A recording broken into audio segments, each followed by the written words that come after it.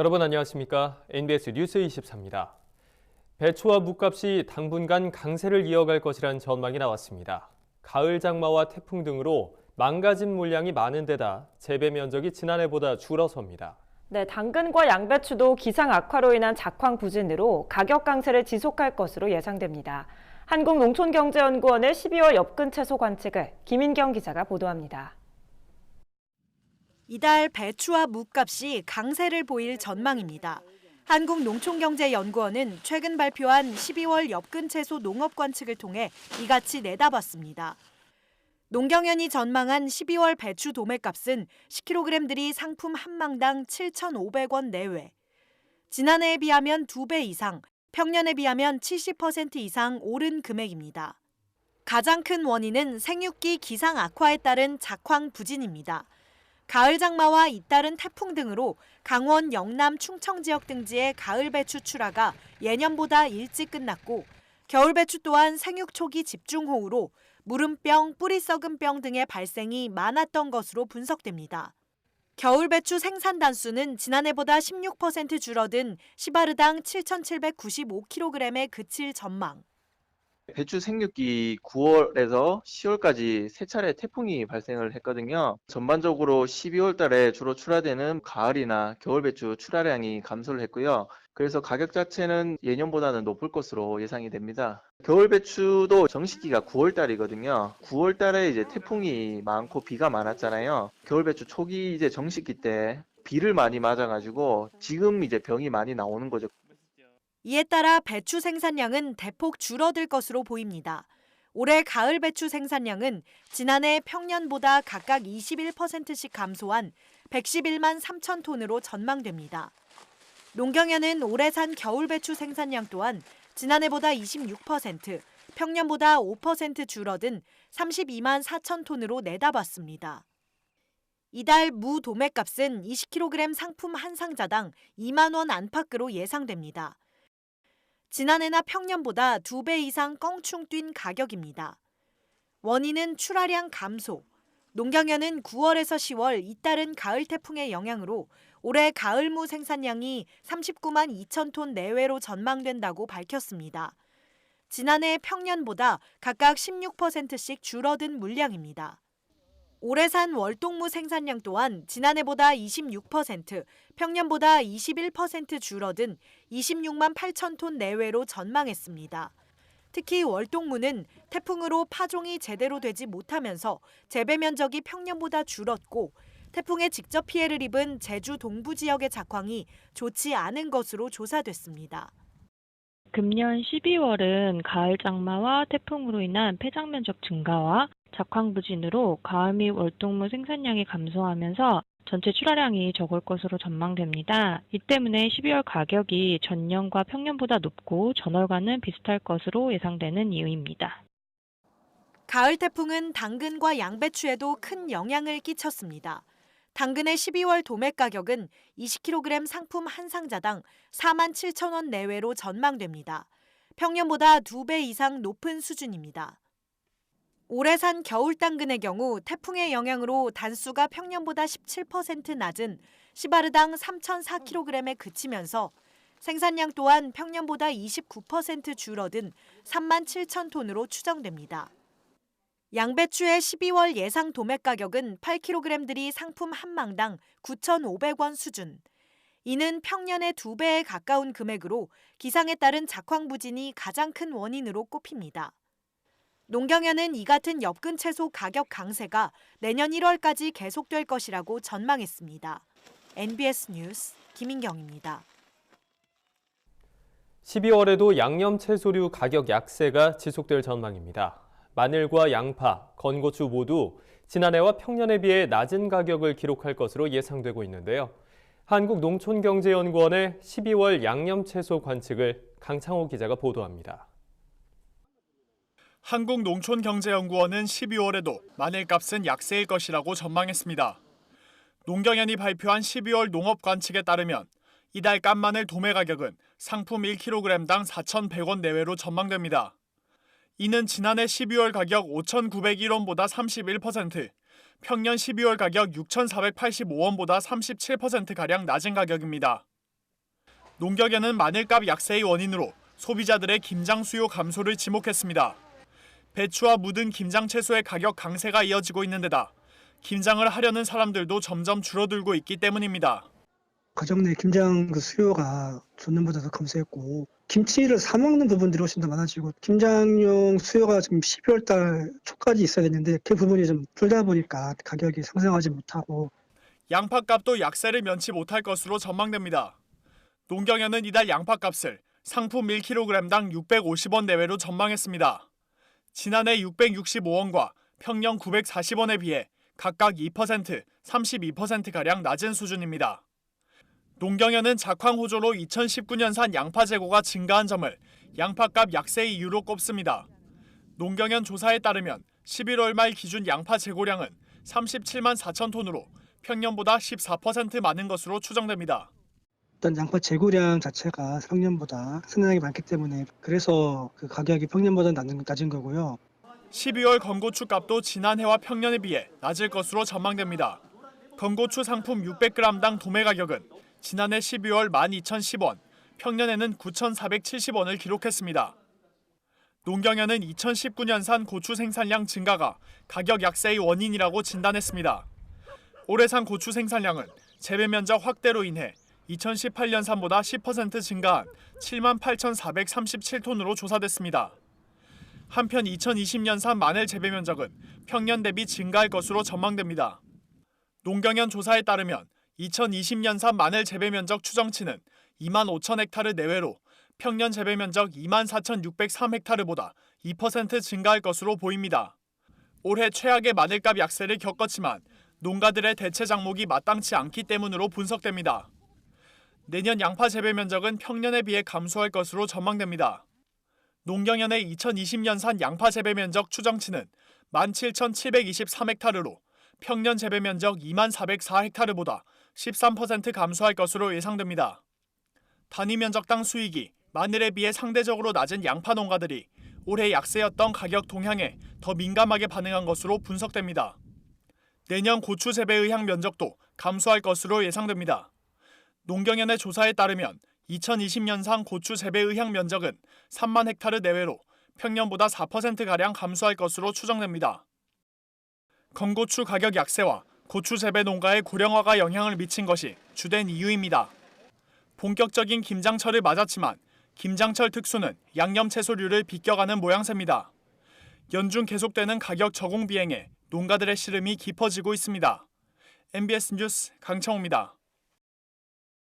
야생 멧돼지에서 아프리카 돼지열병이 발생하기만 해도 주변 사육돼지를 모두 살처분할 수 있도록 한 가축 전염병 예방법 개정안이 양돈 농가들의 큰 반발을 샀었는데요. 논란 많던 가축 전염병 예방법 개정안이 결국 국회 법사위에서 계류됐습니다. 이현경 기자가 보도합니다.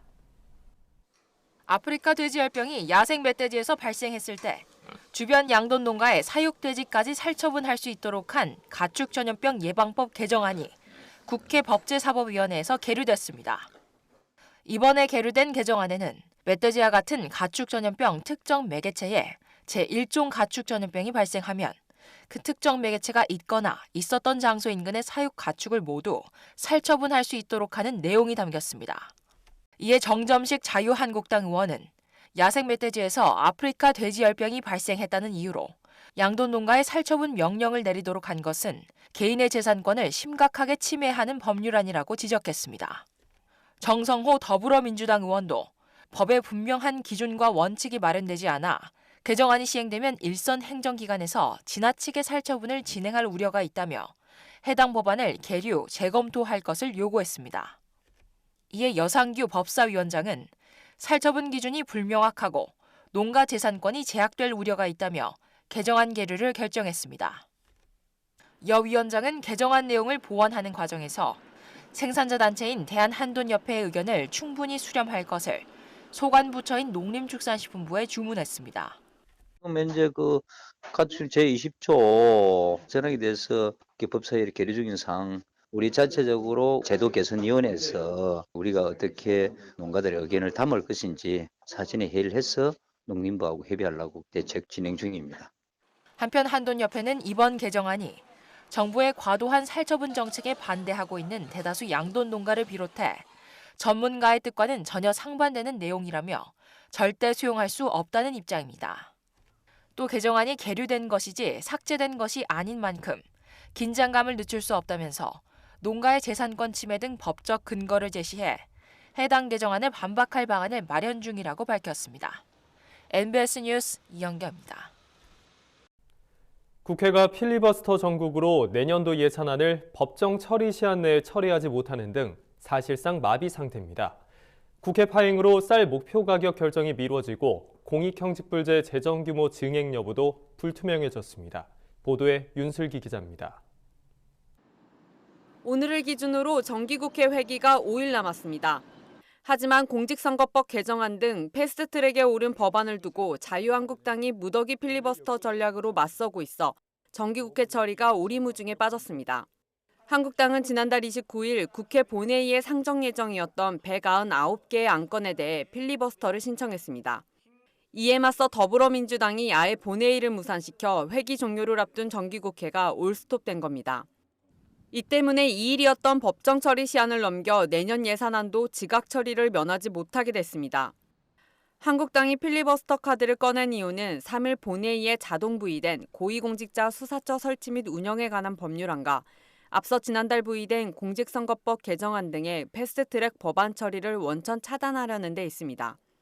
이처럼 국회가 연말까지 대치 상황을 이어갈 것으로 보여 쌀 목표 가격 재설정과 공익형직불제 재정 규모 증액 여부도 미궁에 빠졌습니다. 농업계는 국회가 정쟁을 중단하고 농업농촌 관련 법안의 처리를 서둘러야 한다고 한 목소리를 내고 있습니다.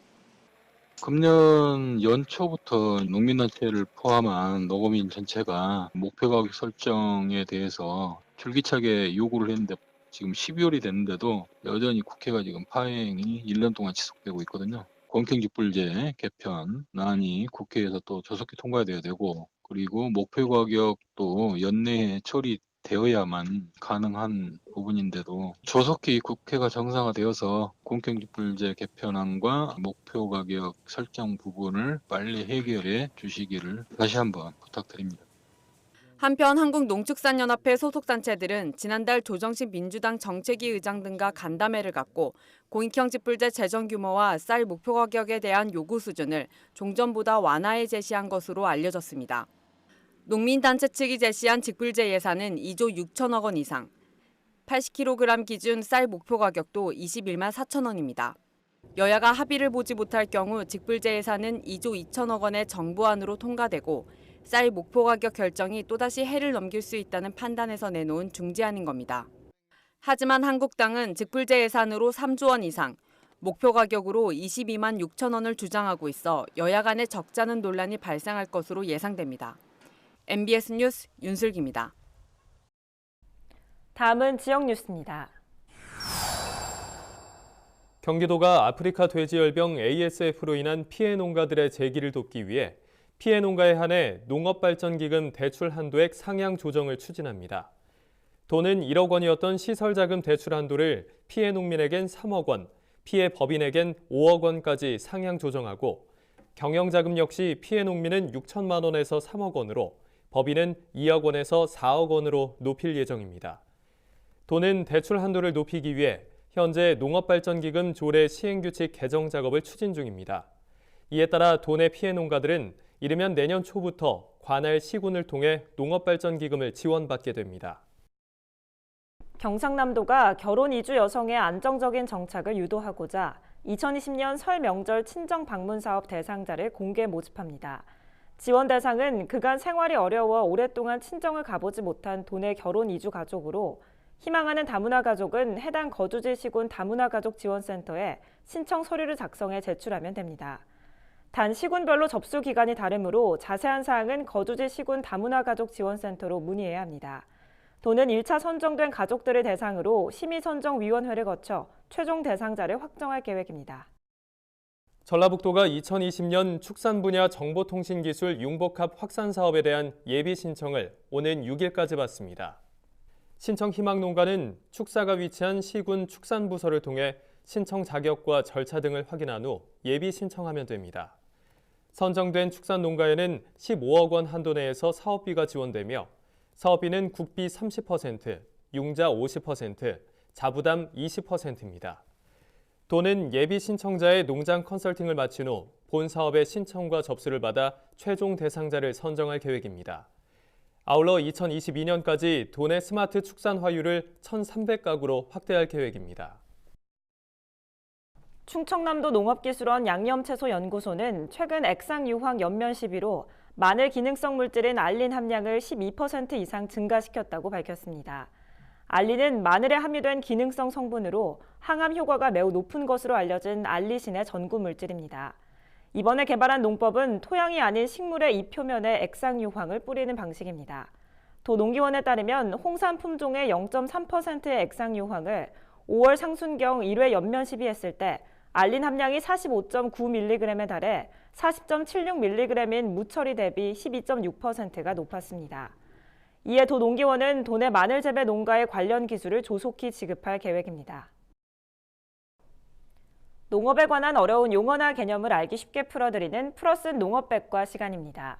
국민소득 3만 달러 시대를 맞아 기본적인 먹거리에 부족함이 없는 세상이 됐지만 아직도 취약계층에게는 먹거리가 중요한 생계 문제입니다. 저소득 취약계층의 영양 섭취 부족 문제가 심각한데요. 이를 해결하기 위한 방안으로 농식품 바우처 사업이 주목받고 있습니다. 오늘은 농식품 바우처가 무엇인지 자세하게 짚어보겠습니다. 먼저 바우처란 무엇인지부터 살펴보겠습니다. 바우처 제도는 정부가 특정 계층의 수요자, 주로 사회보장제도의 대상자에게 쿠폰을 지급하고 공급자가 수요자로부터 받은 쿠폰을 정부에 제시하면 재정을 지원하는 방식을 말하는데요. 이때 지급되는 쿠폰을 바우처라고 합니다. 일종의 상품이나 서비스를 구매할 수 있는 증서라고 할 수 있죠. 그러니까 농식품 바우처는 취약계층이 농식품을 구입할 때 국가로부터 지원을 받는 것으로 일종의 농식품 구매 교환권인 셈입니다. 돈을 직접 주는 현금 보조금과는 차이가 있습니다. 현금 보조의 가장 큰 단점이 정부의 의도대로 대상자가 소비하지 않을 수 있다는 점이죠. A를 구매하라고 지원해 줬는데 그 돈으로 B를 사는 경우가 흔히 발생하기 때문인데요. 이렇게 농식품에 특정 지어서 교환권 형식으로 지원을 하게 되면 지원 대상자에 대한 지원과 함께 농식품 거래 활성화도 유도할 수 있어서 정부로선 두 가지 효과를 기대할 수 있습니다. 한국보건산업진흥원이 지난해 서울의 차상위 계층 이하 1,023가구를 대상으로 벌인 실태조사에 따르면 취약계층의 영양 부족이 매우 심각한 것으로 나타났는데요. 과일과 육류 섭취가 평균치를 훨씬 밑도는 수준이어서 건강 위험까지 우려되는 상황입니다. 이에 정부는 농식품 바우처 사업을 도입해 취약계층의 전반적인 식생활 개선은 물론 국내산 농산물 소비도 촉진시킬 수 있을 것으로 보고 있습니다. 그럼 농식품 바우처는 어떤 식으로 제공이 될까요? 체크카드 형태로 매달 일정 금액의 식품 구매비를 지급하는 방식입니다. 카드 단말기가 설치된 매장 어디에서나 쓸 수가 있죠. 단 국내산 농산물만 살 수 있는데요. 구체적인 구매 가능 품목은 농산물 수급 상황과 취약계층에게 필요한 영양 성분 등을 고려해서 결정될 예정입니다. 이와 함께 농식품부는 식습관 개선을 위한 교육도 병행한다는 방침입니다. 지난해 하반기 강원 춘천과 전북 완주에서 이 시스템이 실제로 잘 가동되는지 실증 연구도 거쳤는데요. 그에 따르면 실증 사업에 참여한 수혜자는 평균 19만 2,407원을 식품 구매에 지출해서 서비스를 받기 전인 13만 9,814원보다 38% 더 지출한 것으로 나타났습니다. 품목별로 보면 곡물 관련 지출이 236%로 가장 많이 늘었고 우유, 과일, 채소 순으로 구입액이 늘었습니다. 지원액보다 소비액이 더 많다는 의미로 바우처 사업이 국산 농식품 소비 증진에도 도움이 됐다는 뜻이죠. 체크카드 형태로 지원하기 때문에 마트 등지에서 사용할 때 바우처 사용 여부를 주변에서 쉽게 알기 어렵다는 점도 장점이라고 할 수 있습니다. 선진국들은 일찍부터 농식품 지원 제도를 운영하고 있고 미국의 경우 농무부 예산의 절반 이상을 농식품 바우처 사업에 쓰고 있는 만큼 해외에서도 이미 효과를 인정받은 제도로 평가받고 있습니다. 우리 농식품부도 도시, 도농복합, 농촌 지역을 안배해서 내년도 시범사업 대상 지역을 선정한 뒤에 점차 그 대상을 확대해 나갈 계획이라고 밝혔는데요. 문제는 사업 추진을 위해서 편성한 예산이 국회 문턱을 별탈 없이 통과하느냐에 있습니다. 순탄치만은 않아 보이지만 농업계도 농식품 바우처 사업을 더 이상 늦출 수 없다는 입장이어서 앞으로 이 사업의 추진 여부에 이목이 집중되고 있습니다. 지금까지 플러스는 농업백과였습니다. 저희가 준비한 소식은 여기까지입니다. NBS 뉴스 24 마칩니다. 함께해 주신 여러분 고맙습니다.